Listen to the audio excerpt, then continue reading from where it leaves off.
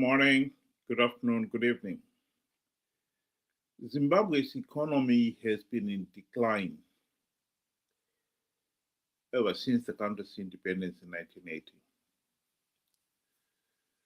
The decline accelerated in the period 2000 to 2008, fueled by two main events. The first one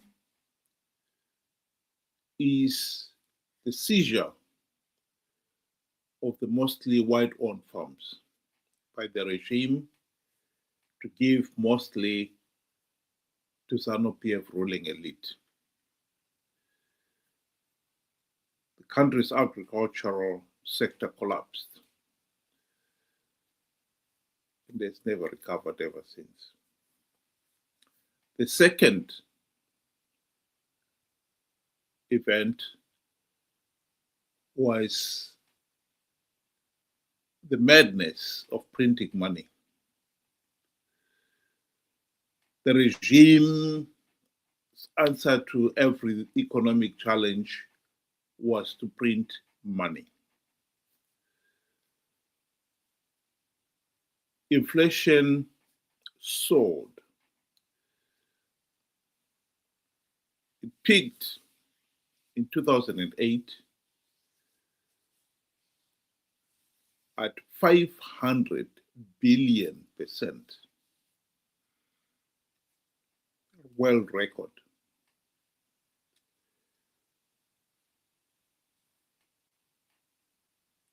Zimbabwe has had the misfortune of abandoning all the established rules of how to run the economy. So it was out with the likes of Adam Smith and his tried and tested and proven wealth of nation economic theories, and in with the Mugabe and now Mnangagwa scientific socialism. What it was is voodoo economics. Both Mnangagwa and Mugabe firmly believed that the nation will prosper if we spend and spend, especially the ruling elite. Here is what Adam Smith has suggested as solution to economic management, particularly at state level. Thousands of years, nations got wealthy one way: conquer your neighbor and take their stuff. Then, one Scottish professor discovered a better method. Before 1776, everyone believed wealth was fixed, a pie to fight over. More for you means less for me. Empires hoarded gold like dragons. Mercantilists strangled trade with tariffs. Adam Smith's Wealth of Nations shattered this zero-sum thinking. His radical claim? Wealth isn't gold sitting in vaults. It's goods and services people actually use. A nation is rich when workers are productive, markets are free, and people specialize in what they do best. Smith's recipe for prosperity. First, let people pursue their self-interest. They'll work harder than any slave. Second, remove stupid restrictions, tariffs, guilds, monopolies that strangle innovation. Third, protect property and enforce contracts. Without trust, no one invests. Fourth, educate workers. Skilled labor creates more value. Do this and wealth grows. And what did we do? We have done the exact opposite. If you look at Zimbabwe before independence and Zimbabwe today, the list of companies that were there in Zimbabwe before independence is impressive. How many companies have started since then? Hardly any. The explanation is obvious. Zimbabwe has become a pariah state, ruled by those who believe they have the divine right to rule the country, and they are not accountable to anybody. That has created the political instability and stifled any economic hope for the country. Zanu PF has thought the answer in getting rich was to loot. The very thing that Adam Smith was saying that doesn't work. I've already referred to the seizure of the white-owned farms. Zanu PF ruling elite acquired the farms. And instead of putting them into productive use, they failed to do so.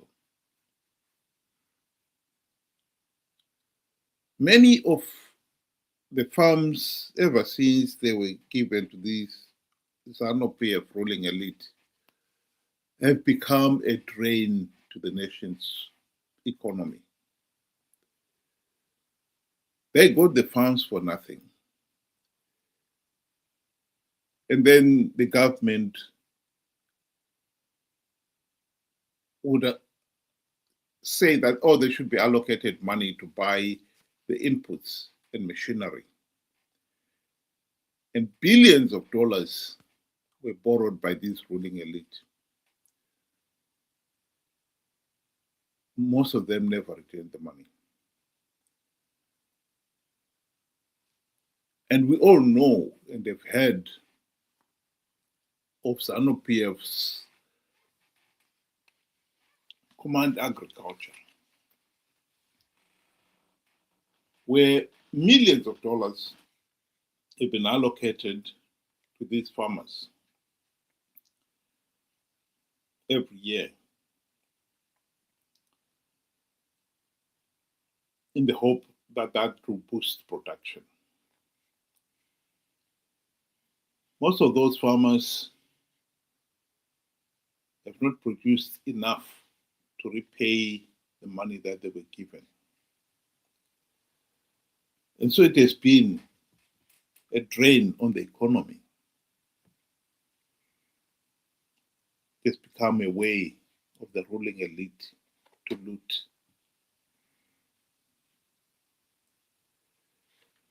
In recent times, Zanu PF has spent millions of dollars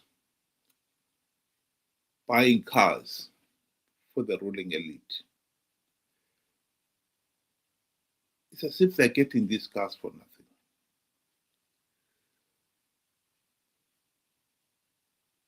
And in many ways, they are. Because these cars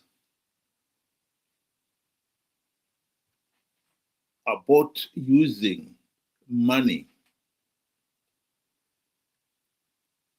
that has been obtained from the rampant corruption that has been taking place in Zimbabwe. Mnangagwa has been spending money as if there's no tomorrow. Most of that money has come from the looting In 2023, Al Jazeera gave details of how Zimbabwe's 2 billion per year gold in mining sector was being robbed. 80% of that gold was being smuggled out of the country. When it's smuggled, it is the smugglers and the handlers who get money. The nation does not. So 1.6 billion out of 2 billion was being looted, was disappearing, was being leaked.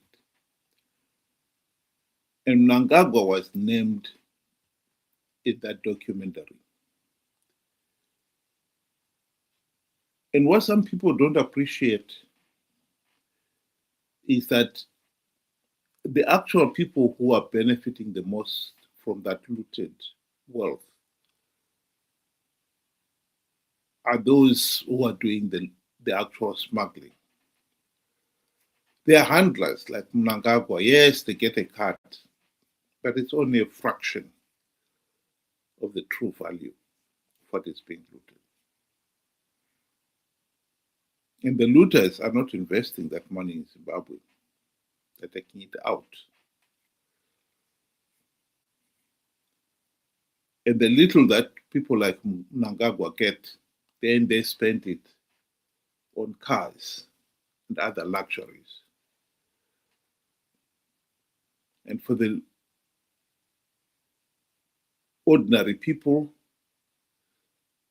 they are given the chicken in Sapatina, and the handouts. Tirimo mu State House chitodya chicken in Kule. kudya kwako kwakaprofitwa kare nababa John ndokudya kwakanzi sapatina kudya kwakanaka kudya kundirozi tiripo paState House unogona kutofa usina kumbosvika paState House asi siripo takatotsika mota dzedu dzaurikuona iState House ndopatiri pamba penyika kunamata kwakanaka chipostori chakanaka sapatina tichidya zvedu kudya kwakanaka tiri kutodya pamasowe panapa but tiri kudya nyama imi kwenyu hazviko asi tiri pano pamasowe paState House nhasi ndo patiri kunamatira nhasi tiri kudya nyama namata mwari uyu akanaka baba Johani wakauya nechinamato ichi kuvanhu vatema wakagona nokuti zvaitwa nevarungu chete asi nhasi uno tisu tiri kuzviita vana vabvudze popi hatina matei vakomana.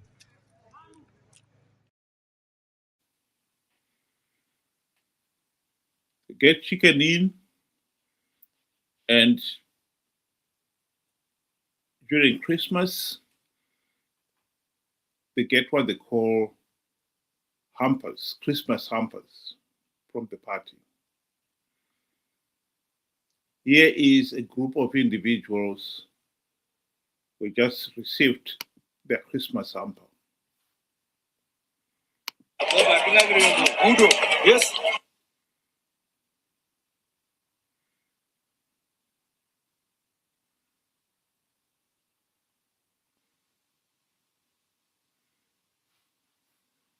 The tragedy of Zimbabwe is that this is a regime that has deliberately kept millions of our people in abject poverty for the purposes of retaining political control over them, particularly those in the rural areas. Adam Smith talked of empowering people. The regime is doing the exact opposite. In the 1970s, The late economist and banker, John Robertson, took a proposal to Ian Smith and told him that if he was to give the blacks, particularly in the rural areas, title deeds to their land, they will build better homes for themselves. They will be motivated to build better homes for themselves and their family. If you've got title deeds, you can sell whatever improvements you make on that land plus the land itself. But if you don't, you cannot do that. Ian Smith rejected the idea. His argument was very simple. If we economically empower the blacks, the next thing they would want is political empowerment.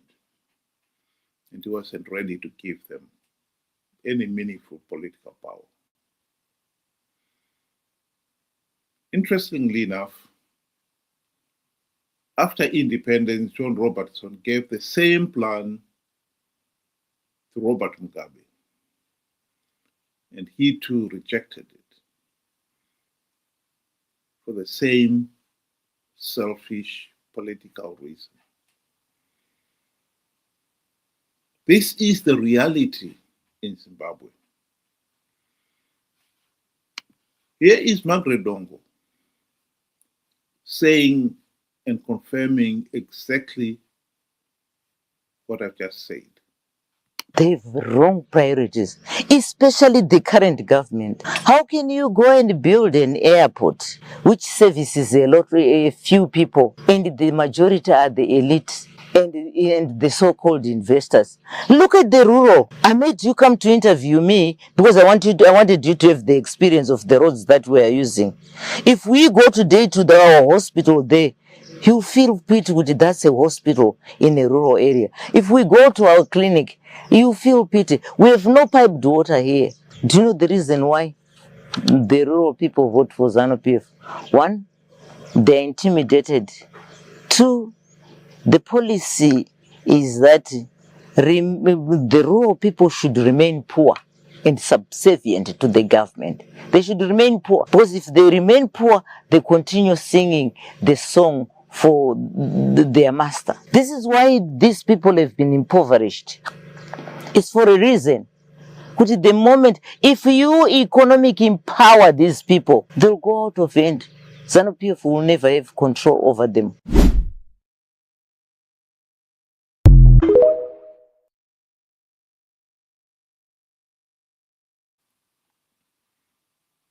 In short, Zanu PF and its voodoo economics is dragging the nation backwards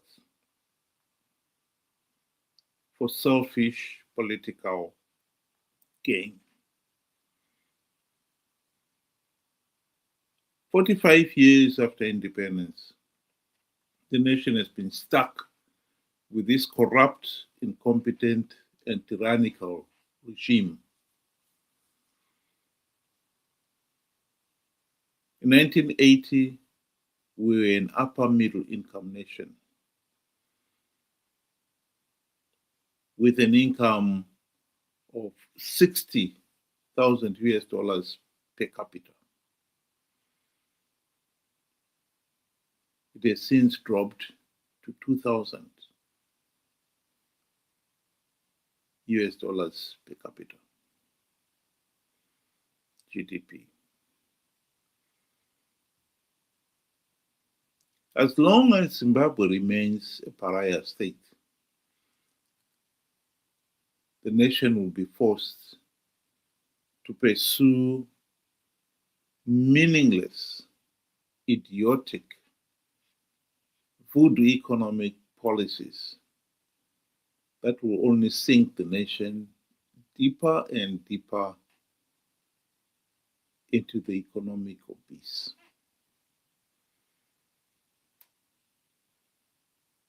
It is for the people themselves to wake up and put an end to this madness.